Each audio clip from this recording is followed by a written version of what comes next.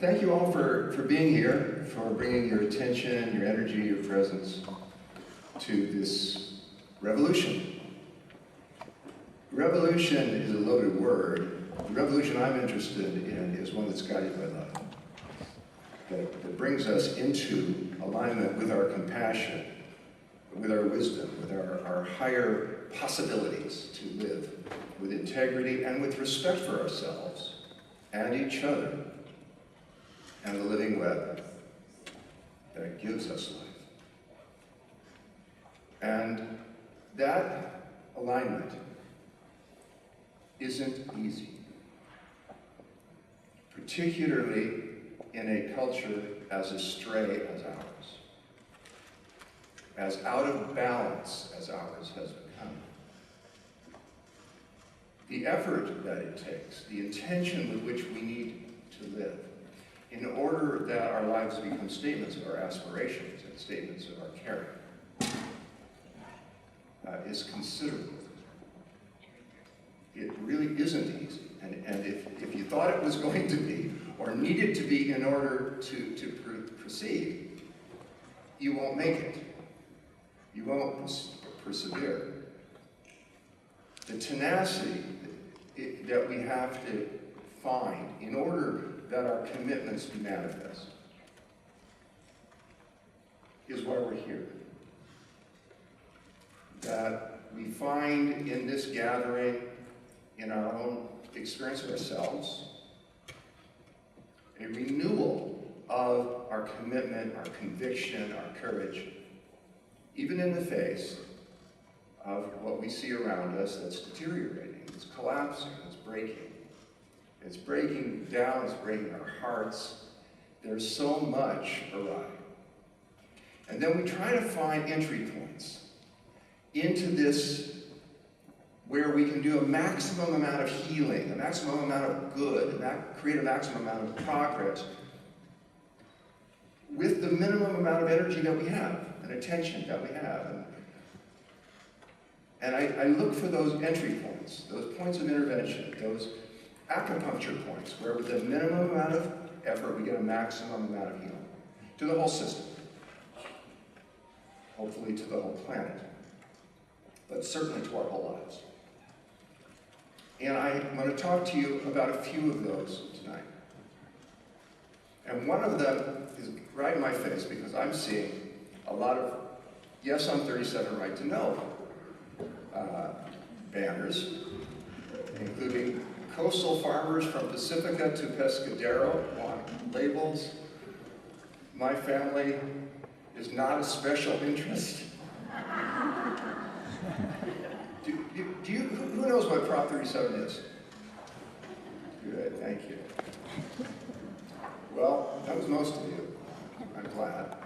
It's really important. It is a pivotal moment. Michael Pollan writing a couple days ago said, on how 37 goes, we'll learn whether there is a food movement in this country.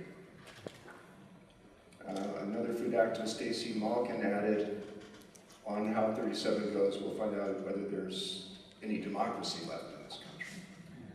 And I think they have good points because if Monsanto has its way with us, there's no food movement. And if we don't have the knowledge, there is no democracy without an informed citizenry. And what's at stake here is our right to know. What are we allowed to know, in this case, whether foods are genetically engineered or not? You know, all of the ads that the No on 32 people are putting out, they're spending over $1 million a day now, blanketing the airwaves, TV ads, mailers that arrive in your mailbox uninvited. None of their ads, they call it the deceptive labeling scheme. None of their ads mention the words genetically engineered or genetically modified. They don't mention that that's what we're actually wanting to have labeled. And their ads are full of lies. And this poster over here, my family's not a special interest. They're claiming that special interests are behind this bill. And I think about that sometimes because the actual people who are behind it, I know them. And I think of them as very special people. But special interests, Monsanto, DuPont, Syngenta, the Biotech Industry Organization, the Grocery Manufacturers Association, Coca-Cola, Pepsi-Cola, those are the leading donors to the No on 37 campaign. They are pouring in tens of millions of dollars into this state to try to control how you vote about it, to try to keep you beating in the dark. Compared to that, the people who are working on this campaign, the million people who signed the petition to get it on the ballot, who's the special, which is the real special interest here? They've been able to control the agrochemical industry, big ag in general, has been able to control the Farm Bill, has been able to control the USDA, the EPA, to an extent that is really discrepant with the general welfare and the public interest in the future of our food systems being sustainable. And it's inconsistent with human rights. It's inconsistent with the health of our children. But it is quite consistent with their pocketbooks and their immediate rewards. And this is the tension that's going on. And something is really at stake in this election. I think still 37 is going to pass. Yeah. Yes. And there's a lot of people that want to see it, and Monsanto doesn't. And they're working real hard. But who is Monsanto anyway to tell us what we should know and not? You know, they claim DDT was safe all the time. They claimed Agent Orange was safe. Now they tell us genetically engineered foods are safe. When the first significant major food to enter the food supply that was GMO was bovine growth hormone, Monsanto genetically engineered hormone, a synthetic hormone which was sold to large dairies, injected into dairy cows, with the result that these cows gave more milk. Their udders got bigger, got much bigger, became distended, in some cases actually dragged on the ground. It became physically impossible for their calves to nurse if they were allowed to try, which they aren't in large dairies. And also produced regularly, predictably, and reliably a condition called mastitis, an udder infection. And it was so consistent that when Monsanto would deliver the bovine growth hormone to the dairies, in the same package would come the antibiotics that would be needed to treat the mastitis that would inevitably occur as a result of using the hormone. It became widely used in the middle and late 90s in large dairies in this country. It's illegal in every other country in the world. There began to be some small dairies, particularly in Vermont and Connecticut, but then they spread Texas, California, that objected to this treatment of their cows. The cows were under tremendous stress. They got sick in all kinds of ways. They showed, anyone who was paying attention to the animals could tell they were really suffering. Yes, they gave more milk, but they were sick and they were showing many signs of illness and distress. And so some small dairies said, well, we don't want to do this to our cows. We don't want to subject our customers to this experiment, so we're not going to use it. And then they put accurately on their labels of their yogurt or their cheese or their ice cream, whatever, their milk made without GMOs, made without RBGH, made without RBST, bovine smoked trough, different names for the same product. And what happened then, and the reason I'm telling you this is because Monsanto sued these dairies who were accurately stating to the public that they did not use Monsanto's product. Now, what grounds do you think Monsanto used for their suits? They sued them on the grounds that by, admittedly accurately, informing the public they weren't using the product, they were unfairly stigmatizing Monsanto's product, implying there must be something wrong with it. And although that might strike you as a twisted kind of logic or perverse kind of argument, Monsanto's financial clout is so great that no dairy the small dairy could stand up to them. And so the legal battle would take place, and the dairy would be forced with, if we continue to pay the legal fees, we'll go out of business. Some did and folded. Others just simply took the label off in order to survive. This happened again and again and again. Finally, so many dairies were doing that Monsanto stopped suing, and now you'll see those labels on the product. They tried, though. They tried very hard, and for many years succeeded in preventing people from knowing which dairy products didn't use their product. There is this war on awareness going on. Another place I see it is in what are called ag-gag bills. You heard that phrase? The animal factory industry, the people that do big livestock operations, factory farms, feedlots, have been taking a PR beating because people go in with hidden cameras and get footage of what's actually done to the animals. And the cruelty gets exposed, and they're getting embarrassed, and sometimes they get fined, sometimes it's a slap on the wrist. But they don't like it. So they're passing these bills, called ag-gag bills, that make it a felony to get employment in an animal industry if you have previously worked for an animal protection group, animal rights group, and haven't disclosed that to them. If you have, and to take footage and reveal it to the public is a felony. So they're trying to keep you from knowing what's going on. They don't want you to see it. They want to keep the veil in place. They want to keep you ignorant. The yes on 37 people, the no on 37 people want to keep you ignorant about which foods are GMO. And there is a saying, I'm sure you've heard of it, that ignorance is bliss. That may be true in some cases. It is not true here. In this instance, ignorance is subservience.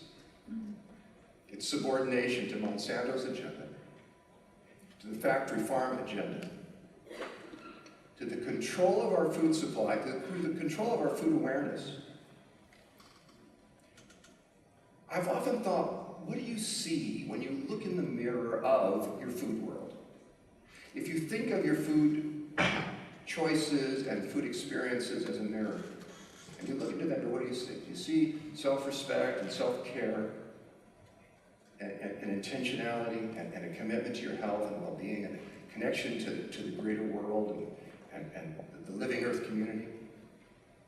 Do you see the rain and water that irrigates the crops? Do you see the human labor there with respect to the people who worked in the fields, planted the crops, dug the wells, drove the trucks that you could be fed? Or do you see compromise, indulgence, convenience holding sway, and a misuse of life?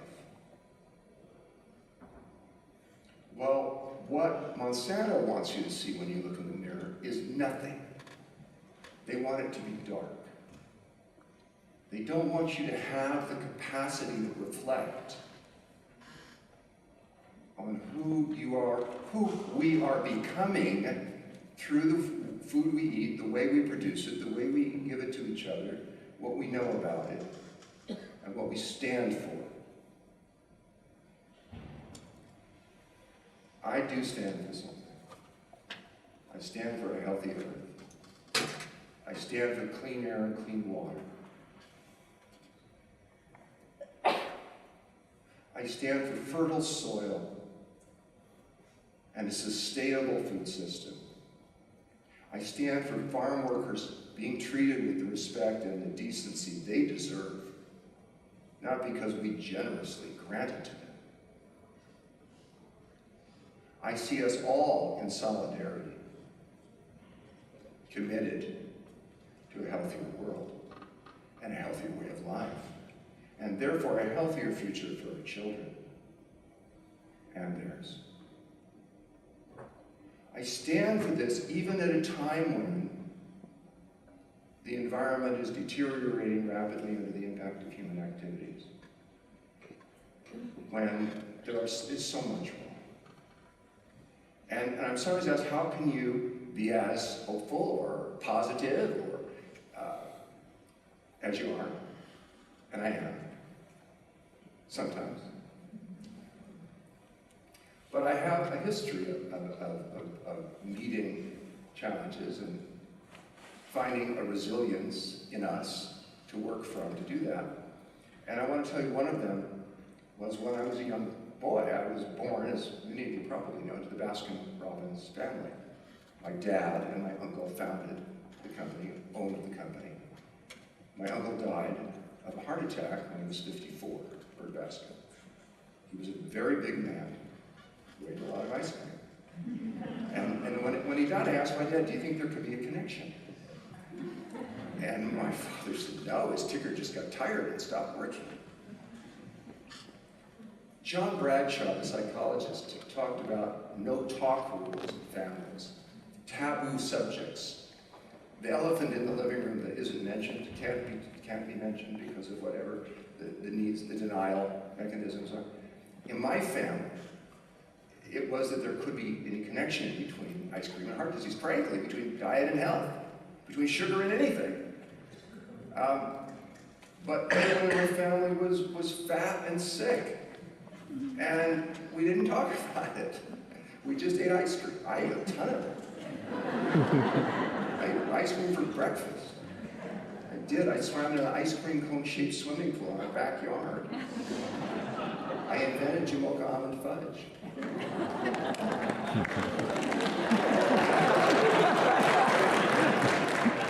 Yes. Well, don't eat it on my account, please. So you see, I have the karma. Look, I have to do this work, you see, because...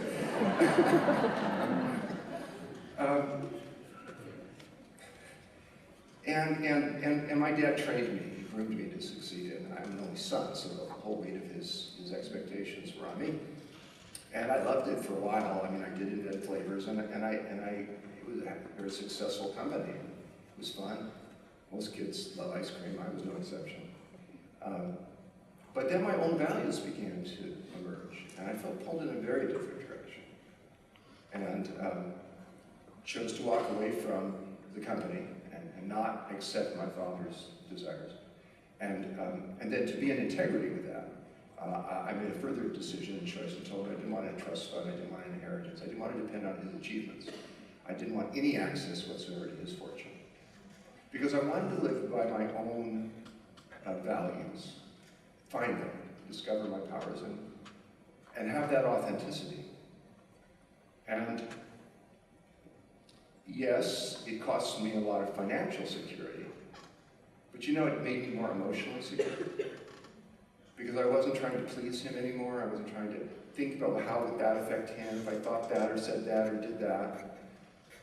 I could listen instead to my own inner guidance, the higher power within me, the sense I was given of life's possibilities and opportunities and how part I could best play in it. My relationships with other people and in the greater world. And I could answer them directly to you, to who we really are, and to what's possible for us then, to now, and still. And it's been a journey. My father was very angry. He worked his whole life. He'd achieved a level of financial success most people could only dream about. He wanted to share that. He wanted to give that to his only son. I'm sure, from his point of view, he got the only kid in the country that would turn that down. He wasn't manufacturing plutonium triggers for nuclear weapons. He was making ice cream. We make people happy, he said. That was the slogan, the advertising slogan. I said, no, we don't. We sell ice cream. It provides momentary pleasure. He said, human happiness is too profound a thing. I said, to trivialize like that. We don't make people happy. You can't make anybody else happy anyway. You know, people have to make themselves. It's an inside job. And he said, what are you, a philosopher? It's an advertising slogan. You make people happy. I said, no, we don't. He said, well, stop it. The point is to sell ice cream. I said, exactly, that's what we do. We sell ice cream. And he said, oh, stop it. We were not on the same page. And so I left and led a very different life, and wrote books. Diet for America was my first. And it was published 25 years ago, in 1987. And in 1988, it hadn't yet become, it was becoming well known, but it hadn't yet become that well known. And my story, Rebel Without a Cone story, hadn't become that. And my father had by this time become very ill. He had diabetes that had progressed to the point of, he was looking at the amputation of a foot, even a leg maybe. His blood pressure was terrible. He took 10 horse pills every day for it and had severe side effects. He was very overweight. Cholesterol was out of control. Lots of drugs for all these things. And he went to his cardiologist, who said to him, Mr. Robbins, at this point you're a very sick man, and the best we can do for you right now is to try to juggle your medications and try to make your few remaining years a little more comfortable. However, if you were desirous and willing to make really major changes in the way you live, there might be a different prognosis. And my father said, well, what do you mean? What kind of changes? And the cardiologist reached behind him, got a book, said, I think you should read this one.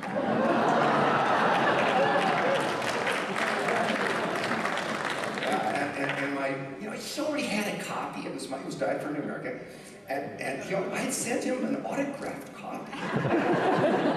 But he didn't read it. But now he was given a copy by the high priest of Western medicine. And so he didn't tell him it was his son, by the way. He didn't tell him he already had a copy. And the doctor didn't know there was a relationship between the John Robbins who'd written it. It hadn't become known that much, and my dad didn't tell him, and he just went home and started to read the book. And I'm sure it was the copy the doctor gave him, not the one I signed. He did, and he began to make changes, and he got results, and he made more changes, he got more results. And the reason I'm telling you this is that he lived another 18 years, most of which were very, very healthy. His blood pressure dropped so it normalized. He needed none of the medications he'd been told he'd have to take for the rest of his life. His diabetes went into complete remission. He didn't need insulin or diabetic shots. There was no amputation. His kidneys were saved.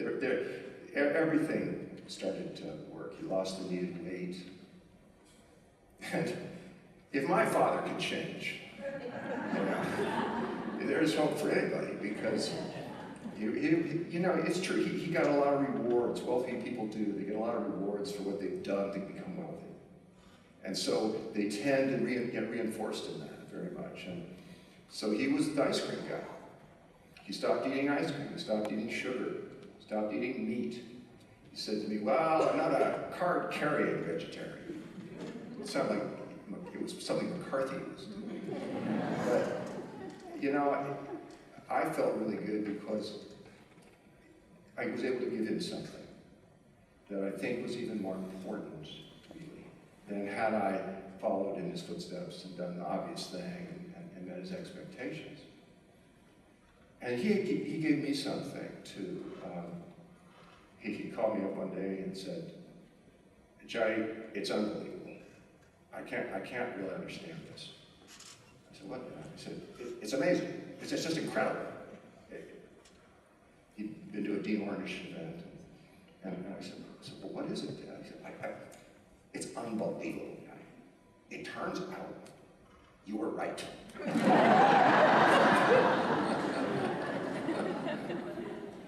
Now, for him to tell me, the maverick son that rejected his life work, basically, that I might have been right, to me, I admire that about him more than I do all of his business achievements, really, because it's of the heart. And it shows that we can change. We can move our lives in a healthier direction. And he did that despite being Mr. Ice Cream.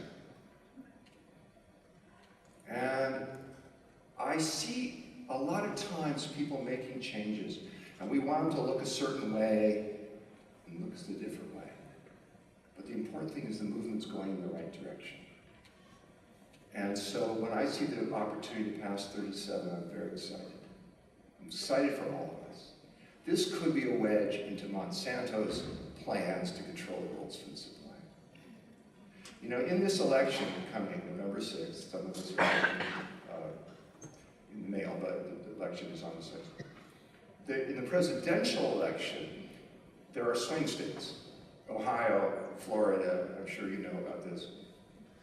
And tremendous amounts of dollars are pouring into those states right now to try to get the votes of the few left undecided people. I was wondering who's undecided at this point. But there are some, and they're trying to get that. And California is not considered a swing state. It is assumed that we will go to Obama in the presidential election. So in that sense, your vote as a Californian for the presidency probably isn't going to matter to the Electoral College. I still think you should vote, by the way, on that. The numbers know. But my point is that when it comes to genetically engineered food and our right to know what is in our food, California is the swing state. As 37 goes, the rest of the country will go.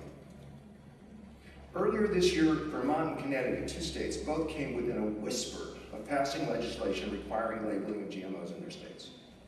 In both cases, though, the legislation was curtailed at the last minute, once by the governor, once by a head of the Senate, and in both cases, though, because Monsanto threatened to sue the state, and the governor did not want to encumber the citizens of those small states with the financial obligation to fight Monsanto in court.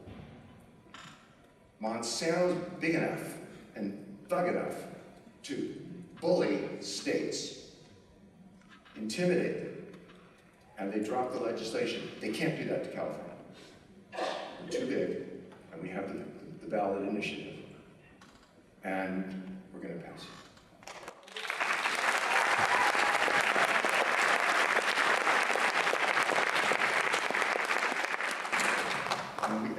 And there's, I want to mention one other thing. I think it's another point of intervention into what's going on. And that's information, to inform yourself and read past the headlines. I saw a headline a couple days ago. The headline said, multivitamins linked, I think it was in the Washington Post, but I don't think USA Today, multivitamins linked to cancer. Now, I thought when I saw that, well, there must have been some study that showed that people who are taking multivitamins have a higher cancer risk. That surprised me. I didn't expect that, but okay, I wanted to read. I read further. What the actual study found was that people taking multivitamins had a modest benefit. They had an 8% lower cancer rate. Well, I guess that's a link. But the word link to me implies a negative. That was the headline. Now here's another instance. A study was done at Stanford, a meta-analysis of organic and conventional food, analyzing the nutritional benefits, or lack thereof, of organic foods.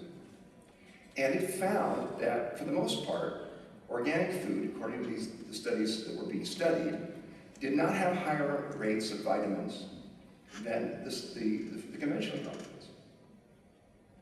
They did find that the organic foods had significantly lower pesticide residues, that the organic meats had way lower rates of antibiotic-resistant bacteria. But at a vitamin level, they were equal.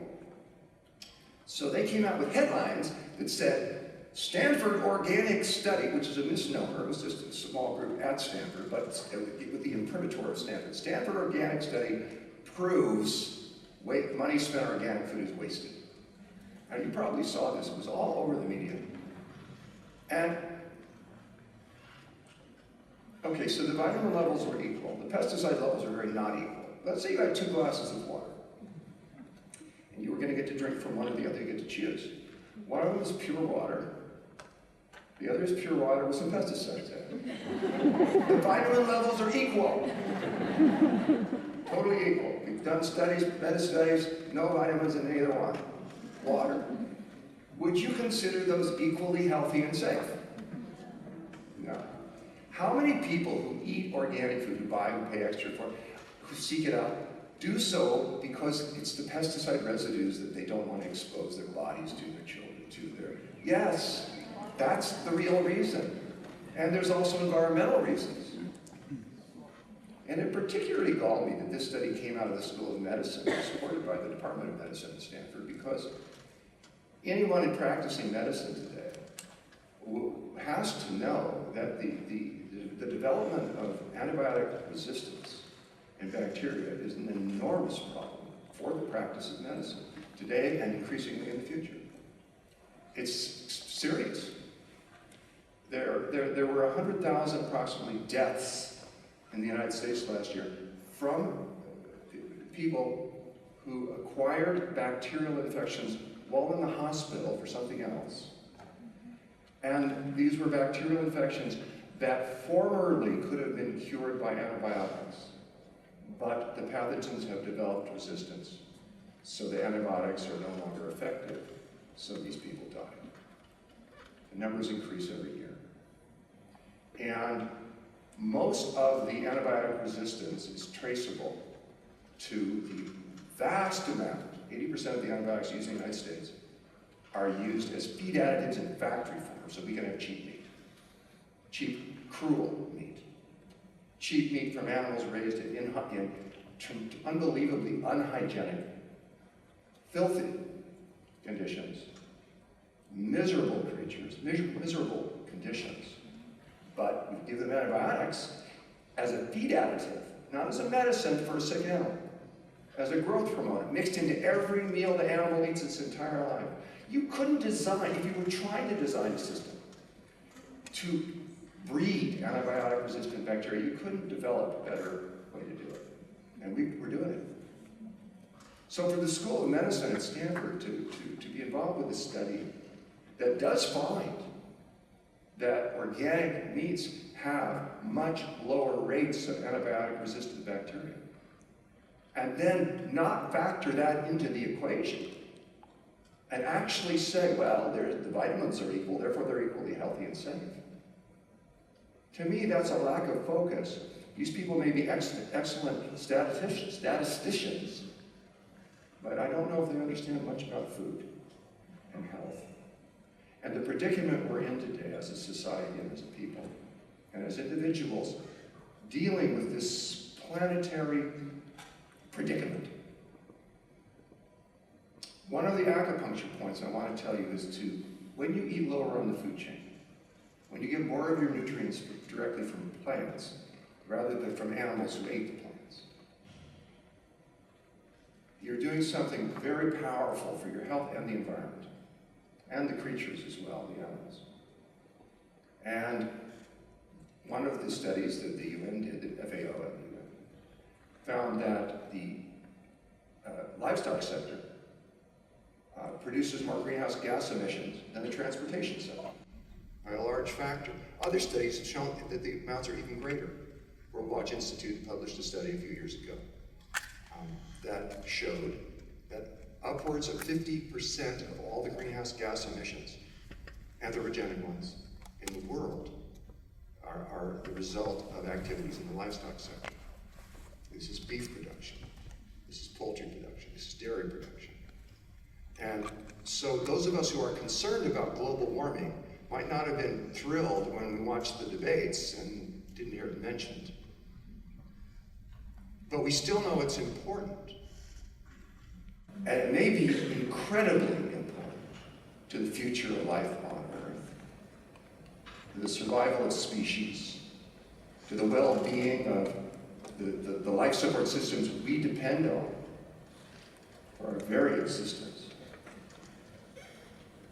And so we look to find that entry point to change, to positive change, and by eating lower on the food chain and getting away from factory farming, getting away from that cruelty, that environmental devastation, it turns out we're doing something healthy for our bodies as well. We become leaner, trimmer, healthier, happier people, for the most part. And it doesn't mean you just have to be a vegetarian and all your problems are solved. It doesn't mean you just by eating organic you're solved. It doesn't mean we just have to pass 37. No, as I mentioned at the very beginning, this is difficult. We are going to be challenged. We are being challenged, confronted. How we respond will determine who we become, whether we survive, and I would say, frankly, whether we deserve to.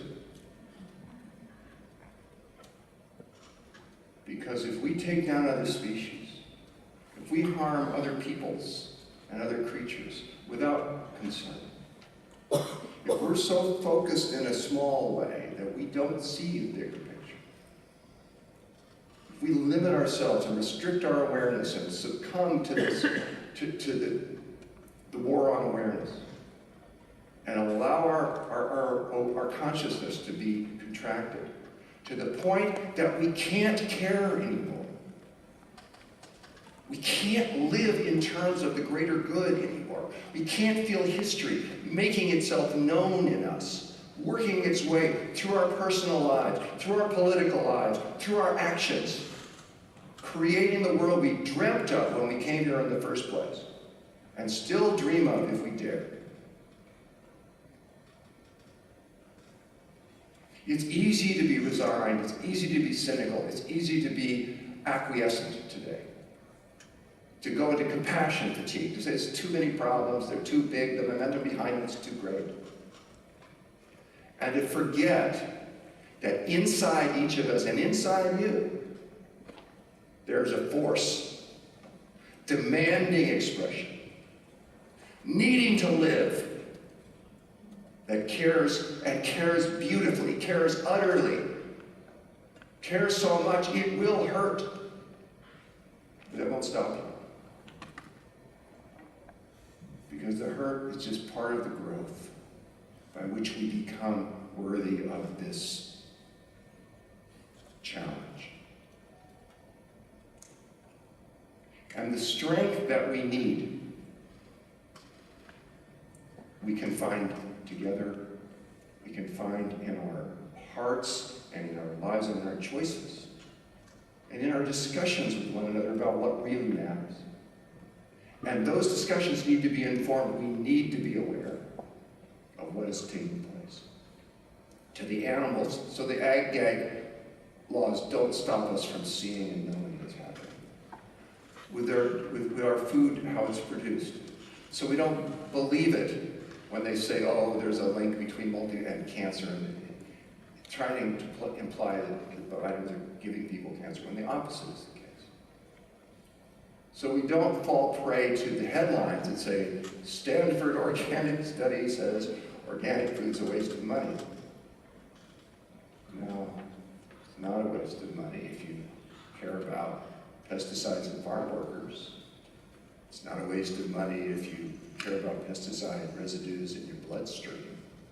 There have been studies recently that found that children who had greater pesticide residues in their urine had higher rates of attention deficit disorder and higher rates of autism. We've had many studies showing that the connection between pesticides and birth defects, pesticides and cancer. Well, people that did what's called the Stanford organic study said, well, the residues that we found in the conventionally grown foods were within allowable limits. Well, those limits are set at the EPA under tremendous political pressure from the agrochemical lobby, from Monsanto. They don't represent any kind of indication that I feel safe trusting, and I'd like to see the people who did that faced with those two glasses of water, and we'd say, well, but the pesticides in the lung are within acceptable limits. But that means it's safe. Cleaning up our world from chemical pollution, cleaning up our minds from the pollutions of repression and control, freeing our hearts and our thinking so that we are who we are. We've always been alive. It's a precious opportunity. And I really thank you for your commitment and conviction and the choices that you've made to swim upstream. You know, the culture flowing one way, telling you, shut up and eat what you're told. Don't ask too many questions. And some of us won't. And we want the thrill of working with each other, knowing we're part of something that's greater than ourselves and that means well to all of life. It takes into account every living being, now and in the future. This, to me, is pro-life. This, to me, is pro-choice. And I'm not talking about abortion at the moment. You know what I'm saying? We have the opportunity to choose what gives us life, to choose to affirm what gives us life, to choose to support it, to honor it. It's a privilege. And it's a privilege for me to be a spokesperson for it, to have your attention for this time. I thank you for that. I thank you for being here. I thank you for caring. I thank you for listening.